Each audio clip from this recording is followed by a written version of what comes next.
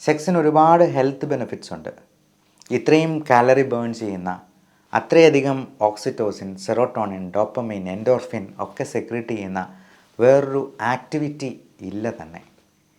എന്നിരുന്നാലും ഒരു പ്രായം കഴിയുമ്പോഴത്തേക്കും സെക്ഷൽ ഡ്രൈവ് ഇല്ലാണ്ട് പോകുന്നുണ്ടോ? നമുക്ക് ഉദ്ധാരണം ശരിയായിട്ട് നടക്കുന്നുണ്ടോ? ഉദ്ധാരണക്കുറവും ശീഘ്രസ്ഖലനവും ഒക്കെ ഒരു പ്രശ്നമായിട്ട് വരുന്നുണ്ടോ? ഒരു പ്രായം കഴിയുമ്പോൾ ലിംഗം ചുരുങ്ങിപ്പോകുന്നുണ്ടോ? തുടങ്ങിയ പല പ്രശ്നങ്ങളും പലരും പുറത്ത് പറയാൻ മടിച്ച് നടക്കുന്നുണ്ട്. നമുക്കിങ്ങനെയുള്ള കാര്യങ്ങളെക്കുറിച്ച് ഇന്ന് തുറന്ന് ഡിസ്കസ് ചെയ്യാം. അങ്ങനെ എന്തെങ്കിലും സംശയങ്ങളുണ്ടെങ്കിൽ നിങ്ങൾക്ക് സുഹൃത്തെന്ന് തോന്നുന്ന, അങ്ങനെ കണ്ടെത്തി സംസാരിക്കാൻ പറ്റുന്നൊരു ഡോക്ടറോട് ഇത് ഡിസ്കസ് ചെയ്യുകയും അതിന് പരിഹാരം കണ്ടെത്തുകയും തന്നെ വേണം. ഈ സെക്സിന് ഒരു പ്രായപരിധിയുണ്ടോ? എത്ര വയസ്സായെന്നാൽ നമ്മൾ സെക്സ് നിർത്തണം? സ്ത്രീകൾക്ക് ഒരു 50 വയസ്സ് കഴിഞ്ഞെന്നാൽ, മെനോപോസ് എത്തിക്കഴിഞ്ഞാൽ അവർക്ക് സഹകരിക്കാതിരിക്കുമ്പോൾ എന്ത് ചെയ്യാൻ പറ്റും? അതിനെന്തെങ്കിലും മരുന്നുകളുണ്ടോ? അവരുടെ വേദന കുറയ്ക്കാനായിട്ട് എന്തെങ്കിലും മരുന്നുകളുണ്ടോ? ടൈഗർ ടെസ്റ്റിസ് എന്ന് പറയുന്നത് എന്താണ്? ഇതിനെക്കുറിച്ചെല്ലാം നമുക്കിന്നൊന്ന് ഡിസ്കസ് ചെയ്യാം. നമസ്കാരം, ഞാൻ doctor Bipin Jose, Pazhama medical centre, Pala, Kanjirappally and Sultan Bathery. ഞാൻ ആദ്യം പറഞ്ഞതുപോലെ സെക്സ് എന്ന് പറയുന്നത് വളരെ നല്ലൊരു ഫിസിക്കൽ എക്സസൈസ് തന്നെയാണ്. എന്നാൽ ഈ സെക്സിനിടയിൽ കോൺസെൻട്രേഷൻ പോകുന്നവരുണ്ട്. മിക്കവാറും ആളുകളുടെ ഉദ്ധാരണക്കുറവിൻ്റെ ഏറ്റവും പ്രധാനപ്പെട്ട കാരണമെന്ന് പറയുന്നത് കൃത്യമായിട്ട് അവർക്ക് കോൺസെൻട്രേറ്റ് ചെയ്യാൻ പറ്റുന്നില്ല എന്നുള്ളതാണ്. നമ്മുടെ ഒ പിയിൽ വരുന്ന പല ആങ്സൈറ്റി കൊണ്ട് ബുദ്ധിമുട്ടുന്ന പേഷ്യൻസും ഉദ്ധാരണക്കുറവ് എന്ന് പറഞ്ഞു വരുന്നെങ്കിലും അവരുടെ റൂട്ട് കോസ് അനലൈസ് ചെയ്യുമ്പോൾ ആ ഉത്കണ്ഠയിൽ നിന്നുണ്ടാകുന്ന ലാക്ക് ഓഫ് കോൺസെൻട്രേഷനാണ്. കോൺസെൻട്രേഷൻ എന്ന വാക്കിൻ്റെ അർത്ഥം തന്നെ കോൺ എന്ന ഒരു കോൺ എങ്ങനെ ഇരിക്കുന്നു അതുപോലെ എല്ലാ വശത്തു നിന്നും ഒരു കേന്ദ്ര ബിന്ദുവിലോട്ട് ഇതിനെ സംയോജിപ്പിക്കുന്നതിനെയാണ് ഉദ്ദേശിക്കുന്നത്. എന്നാൽ സെക്സ് ചെയ്യുന്നതിന് മുമ്പ് നമ്മുടെ ബാങ്ക് ലോണിനെ കുറിച്ച് ഒരു ചിന്ത വന്നെന്നാലോ, അല്ലെങ്കിൽ നാളെ കടം കൊടുക്കാനുള്ളവരുടെ കാര്യങ്ങൾ പെട്ടെന്ന് വന്നു കഴിഞ്ഞാലോ, നമ്മുടെ ജോലി സ്ഥലത്തെ ഒരു പ്രശ്നത്തെക്കുറിച്ച് ചിന്ത വന്നെന്നാലോ, നമ്മുടെ വീട്ടിലുള്ള എന്തെങ്കിലും ഒരു വിഷമങ്ങളോ പ്രശ്നങ്ങളോ മനസ്സിലോട്ട് വന്നാലോ, ഒന്നുമല്ല ഭാര്യ അല്പം ഒന്ന് താല്പര്യക്കേട് കാണിച്ചെന്നാലോ ഒക്കെ ഈ കോൺസെൻട്രേഷൻ മാറിപ്പോകുന്നത് കൊണ്ട്, നമ്മുടെ ശ്രദ്ധ ഡൈവേർട്ട് ചെയ്ത് പോകുന്നത് കൊണ്ട് നമ്മുടെ ഉദ്ധാരണം ഇല്ലാണ്ടായി പോയേക്കാം. അതുകൊണ്ട് തന്നെ നല്ല മാനസിക ആരോഗ്യമാണ് നല്ല രീതിയിലുള്ള ഇറക്ഷൻ ഉണ്ടാകാൻ ഏറ്റവും അത്യാവശ്യം എന്ന് പറഞ്ഞാൽ അതിശോക്തിയല്ല. അതുകൊണ്ട് തന്നെ ഈ കോൺസെൻട്രേഷൻ പോകുന്നവർക്ക് നമ്മൾ ഈ ആങ്സൈറ്റി കുറയ്ക്കാനുള്ള ഒരു മരുന്നും കൂടി കൊടുത്തെന്നാൽ ഇതിന് വളരെ ഡ്രമാറ്റിക് ആയിട്ടൊരു ഇമ്പ്രൂവ്മെൻറ്റ് കാണാം. നമ്മുടെ ഒ പിയിൽ തന്നെ വന്ന് ഒരു സെൻറ്റൻസ് മുഴുമിപ്പിക്കാൻ പറ്റാതെ അതിനിടയിൽ കോൺസെൻട്രേഷൻ പോകുന്നവരെ നമ്മൾ കാണാറുണ്ട്. അവരുടെ മനസ്സ് എന്തെന്നില്ലാതെ ഇങ്ങനെ കാട് കയറി പോകുന്നുണ്ട്. എവിടെയൊക്കെയോ സഞ്ചരിച്ചിട്ട് അവർ പോലും അറിയാതെ ആ ഒ പിയിൽ നമ്മൾ സംസാരിച്ചുകൊണ്ടിരിക്കുന്ന 10 മിനിറ്റ് ഇടയിൽ തന്നെ ഒരു സെൻറ്റൻസ് തുടങ്ങി അതെവിടെ അവസാനിപ്പിക്കണം എന്ന് പറയാൻ പറ്റാതെ ഇങ്ങനെ ഒളിഞ്ഞ് തെളിഞ്ഞ് അങ്ങോട്ടും ഇങ്ങോട്ടും കളിച്ച് അവസാനം സംസാരത്തിലൂടെ അവർക്കൊരു കാര്യം എക്സ്പ്ലെയിൻ ചെയ്യാൻ പോലും പറ്റാതെ പരാജിതരാകുന്ന വ്യക്തികളെ കാണുമുണ്ടാറുണ്ട്. ഇങ്ങനെയുള്ളവർ വിഷമിക്കേണ്ട, അത് അവരുടെ അസുഖത്തിൻ്റെ ഭാഗമാണ്. പലതരത്തിലുള്ള ഹോർമോണൽ വേരിയേഷൻസും ഈവൻ തൈറോയിഡിൻ്റെ പ്രശ്നങ്ങൾ പോലും ഇത്തരത്തിലുള്ള മൂഡ് സ്വിങ്സും കോൺസെൻട്രേഷൻ ഇല്ലായ്മയും ആങ്സൈറ്റിയും നമ്മൾ അങ്ങനെ ഒരു കാര്യം പറഞ്ഞ് മനസ്സിലാക്കിപ്പിക്കാൻ വരെ ബുദ്ധിമുട്ടുന്ന ഒരവസ്ഥയിലേക്ക് ഇത് മാറിപ്പോയേക്കാം. ഇനി രണ്ടാമത്തെ പ്രധാനപ്പെട്ട കാര്യം, ഒരു ഫലപ്രദമായ സെക്സ് ചെയ്യാനായിട്ട് എത്ര നീളം വേണം, എത്ര വണ്ണം വേണം? പല ആളുകളുടെയും ഒരു സ്വകാര്യ ദുഃഖമാണ് അവരുടെ ലിംഗം ചുരുങ്ങിപ്പോകുന്നു എന്നുള്ളത്. ലിംഗം ചുരുങ്ങിപ്പോകാൻ എന്താണ് കാരണം? നമുക്കറിയാം, നമ്മുടെ കൈയോ കാലോ ഒക്കെ, നമ്മുടെ പൊക്കം പോലും വയസ്സായി കഴിയുമ്പോഴത്തേക്കും ചെറുതായി പോകാം. പൊക്കം കുറഞ്ഞു പോയെന്നിരിക്കാം. അത് നമ്മുടെ എല്ലിനുണ്ടാകുന്ന തേയ്മാനം കൊണ്ടും വളവ് കൊണ്ടും ഒക്കെ അത് സംഭവിക്കാം. എന്നാൽ ലിംഗത്തിന് എല്ല എന്ന് പറയുന്നൊരു സംഗതിയില്ല. അതിലേക്കുള്ള രക്തയോട്ടമാണ് അതിന് ഉദ്ധാരണം ഉണ്ടാക്കുന്നത്. ഈ രക്തയോട്ടത്തിന് എന്തെങ്കിലും ബ്ലോക്ക് ഉണ്ടായെന്നാൽ ലിംഗത്തിന് മുഴുവനായിട്ടും ഉദ്ധാരണം ഉണ്ടാവില്ല. എന്നിരുന്നാലും ഈ ബ്ലോക്കുകൾ അത്ര വലിയ കൂടുതലായിട്ട് ലിംഗത്തിൽ ഉണ്ടാകാനുള്ള സാധ്യത കുറവാണ്. ഹാർട്ട് അറ്റാക്ക്, സ്ട്രോക്ക് പോലുള്ള പ്രശ്നങ്ങളൊക്കെ ഉള്ളവർക്ക് അങ്ങനെ ലിംഗത്തിലേക്കുള്ള തടസ്സം ഉണ്ടായിട്ടുണ്ടോ എന്നുള്ളത് അറിയാനായിട്ട് പിനൈൽ കളർ ഡോപ്ലർ സ്കാൻ വരെ ചെയ്യാവുന്നതാണ്. അതുപോലെ പൈപ്പ് ടെസ്റ്റ് എന്ന് പറയുന്ന penile, പപ്പാവറിൻ injected penile erection test വരെ ചെയ്ത് നോക്കാറുണ്ട്. ഹോർമോൺ ലെവലിലും ടെസ്റ്റോസ്റ്ററോൺ, FSH, LH തുടങ്ങിയ ലെവലുകളിലും ഒക്കെ നമുക്ക് ഇത് ഏറെക്കുറെ അറിയാം. എന്നാൽ 4ഉം 5ഉം കുട്ടികളൊക്കെ ഉള്ളവർ ടെസ്റ്റോസ്റ്ററോൺ ലെവലൊക്കെ ചെക്ക് ചെയ്യേണ്ട കാര്യം തന്നെയില്ല. 90 അല്ല 99% അവർക്ക് ഈ നോർമൽ ലെവലിൽ തന്നെ കണ്ടേക്കാം.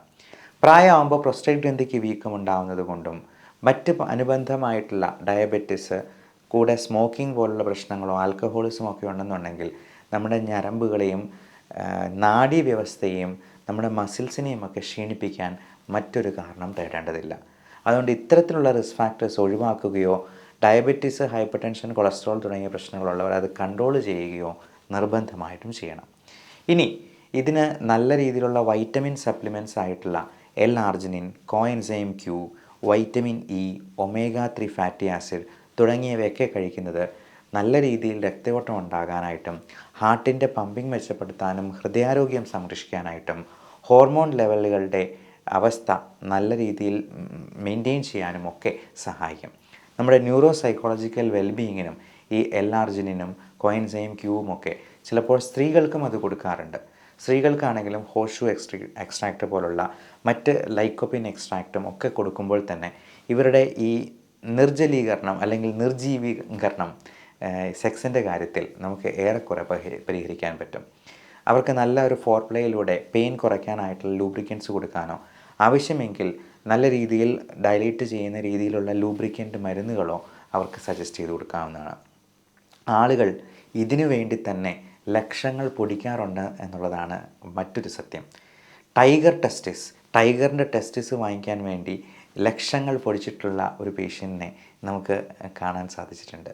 അപ്പോൾ അദ്ദേഹം അതുപോലെ പ്രൊസ്തറ്റിക് പെനിസ് വെച്ച് പിടിപ്പിക്കുന്നു. അതായത് നമുക്ക് സെക്സ് ചെയ്യാൻ വേണ്ടി തന്നെ ആർട്ടിഫിഷ്യലായിട്ടുള്ളൊരു അവയവം വെച്ച് പിടിപ്പിക്കുക എന്ന് പറയുന്നത് അതിൻ്റെ ഒരു ആവശ്യമുള്ള കാര്യമല്ല. മനുഷ്യർക്ക് എത്ര കാലം സെക്സ് ചെയ്യാമെന്നുള്ള ചോദ്യത്തിന് ഉത്തരവും ഇവിടെ തന്നെയുണ്ട്. എത്ര കാലം ഒരു മനുഷ്യന് നടക്കാൻ പറ്റും, എത്ര കാലം ഒരു മനുഷ്യന് പരസഹായമില്ലാതെ സ്വന്തം കാര്യങ്ങൾ ചെയ്യാൻ പറ്റും, അത്ര നാൾ തന്നെ നമുക്ക് സെക്സും ചെയ്യാനായിട്ട് തടസ്സമൊന്നുമില്ല എന്നുള്ളതാണ് സത്യം. അത് പുരുഷന്മാർക്കാണെങ്കിലും സ്ത്രീകൾക്കാണെങ്കിലും. ഏതോ ഒരു പ്രസംഗത്തിൽ ഒരു രസികനായ അച്ഛൻ പറഞ്ഞതുപോലെ പുരുഷന്മാർക്ക് സെക്ഷൽ ഡ്രൈവ് എന്ന് പറയുന്നത് ലൈംഗികമായ വികാരം മരിച്ചു കഴിഞ്ഞിട്ട് ഒരു 5 മിനിറ്റും കൂടെ നിൽക്കും എന്നുള്ളതാണ് സത്യം. അതായത് മരിച്ചു കഴിഞ്ഞെന്നാൽ പോലും ഈ ഉദാഹരണം അങ്ങനെ നിൽക്കും എന്നുള്ളതാണ് അച്ഛൻ സരസമായിട്ട് പറഞ്ഞ് അവതരിപ്പിച്ചത്. അപ്പോൾ ഇതിനൊരു സമയപരിധിയില്ല, അതിന് വയസ്സിനോ ഒന്നും ഒരു പരിധിയില്ല.